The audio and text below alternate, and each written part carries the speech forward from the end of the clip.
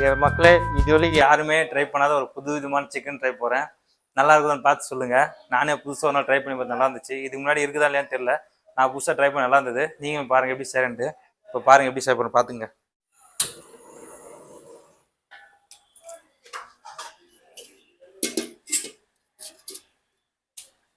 First கடாயை வச்சுடுவோம். அப்புறம் எண்ணெயை ஊற்றிக்குவோம் மக்களே. எண்ணெய் காய்ஞ்சது கடுகு போட்டுக்குவோம். அப்படியே கருவேப்பிலை போட்டு கொஞ்சம் அப்படியே 10 மினிட் ஆட் பண்ணிடுவோம். நல்லா கருவேப்பிலை கொத்தமல்லி வதந்ததுக்கப்புறம் வெங்காயத்தை போட்டு நல்லா வதக்கிவோம் கொஞ்சம். ஆஹா, வாசம் என்ன கம்மன்னு இருக்குது மக்களே. இது நல்லா டீப் ஃப்ரை ஆகட்டும். அதில் நல்லா ஃப்ரை பண்ணிக்கோங்க. வெங்காயம் போட்டதும் லைட்டாக சால்ட்டு போட்டுக்கலாம். ஏன்னா வெங்காயம் அப்போ கொஞ்சம் நல்லா வதங்கும். அதனால் கொஞ்சமாக போடுங்க. இது என்னன்னு தெரியுதா? ஆல்ரெடி நம்ம வேக வச்ச சிக்கனுங்க. இந்த வேக வச்ச சிக்கனில் ஒரு புது ரெசிபியாக ட்ரை பண்ணுறேன். அந்த ரெசிபி என்னன்னு பாருங்கள், உங்களுக்கே தெரியும். நல்லா சிக்கன் மசாலா போட்டு நல்லா வேக வச்சு மசாலாலாம் உள்ளே இறங்கி சும்மா கும்முன்னு இருக்குது சிக்கனு. இந்த சிக்கனே இன்னும் கொஞ்சம் வேறு விதமாக பண்ண போகிறேன். சைடில் வச்சுட்டு நல்லா வெங்காயம் தக்காளி எல்லாம் நல்லா வதக்கிடுவோம். நல்லா வெங்காயம் நல்லா டீப்பாக ஃப்ரை ஆகணும். இப்போது வெங்காயம் வதங்கிட்டோம். அப்புறமேட்டு தக்காளி போட்டுக்கலாம். தக்காளி நல்லா டீப்பாக ஃப்ரை பண்ணணும். அப்போ தான் நமக்கு டேஸ்ட்டாக இருக்கும். நல்லா ஒன்றா டீப் ஃப்ரை பண்ண பிறகு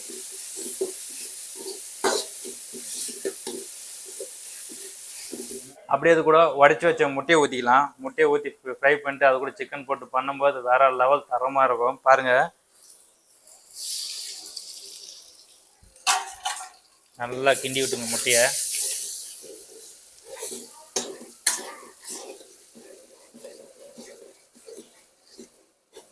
அடி பிடிச்சிக்க முட்டை, அதனால தான் டீப்பாக ஃப்ரை பண்ணுறேன்.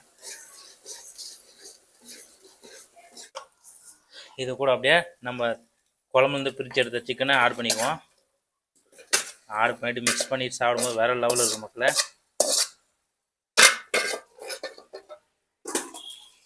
அப்படியே கரம் மசாலா, கொஞ்சோண்டு ஜீரக தூள், கொஞ்சம் தனியாத்தூள், காரத்துக்கு தேவைன்னா வேணால் இன்னும் கொஞ்சம் மிளகா கூட போட்டுக்கலாம். எங்களுக்கு இதுவே போதும். அதில் காரம் அதிகமாக இருந்தனால இது மட்டும் ஆட் பண்ணிக்கிறோம். நல்லா அப்படியே டீப்பாக ஃப்ரை பண்ணால் சூப்பராக இருக்கும் காய்ச்சி.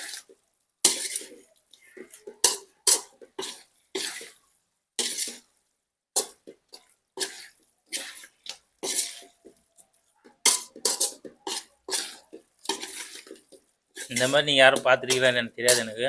பட் நான் ட்ரை பண்ணால் சூப்பராக இருந்தது. அதனால் ஒரு வீடியோ மேக் பண்ணியிருக்கேன், அவ்வளோதான். நான் எப்படின்னா அது மாதிரி புதுசு புதுசாக ட்ரை பண்ணுவேன். பாருங்கள், ஃப்ளேவர் பாருங்கள் எப்படி இருக்குது. அப்படியே எக்கோட சூப்பராக இருக்குது பாருங்கள். வாசமே கம்மகமான இருக்குது. நல்லா இது மேலே கொஞ்சம் நல்லா வேகணும். அது மாதிரி டீப்பாக ஃப்ரை பண்ணிங்க.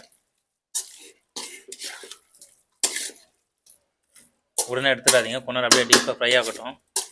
கலரி விட்டுக்கிட்டே இருங்க. அவ்வளோதான் டியர் மக்களே. அடா அடா அடா அடா அடா, வேற level chicken egg fry ready ஆச்சுங்க. அப்பா செம டேஸ்ட்டு. மீன் யாரா ட்ரை பண்ணி பாருங்கள். வேற லெவல் தரமாக இருக்குதுங்க.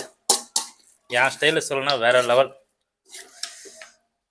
பாருங்கள், ஒரு பீஸு காட்டுறேன். சாப்பிடலாமா? ஆஹம், செம்ம டேஸ்ட்டுங்க.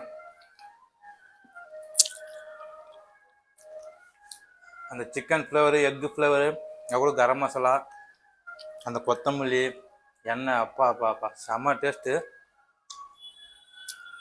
நம்ம கேமராமேன் ஒரு பீஸ் வைக்காமல் சாப்பிடுவாரு. அவ்வளோ ஷார்ப்பாக இருக்காரு இப்போ சாப்பிட்றதுக்காக. நீங்கள் மறக்காம ட்ரை பண்ணி பாருங்கள். வேற லெவல் தரமாக இருக்குது.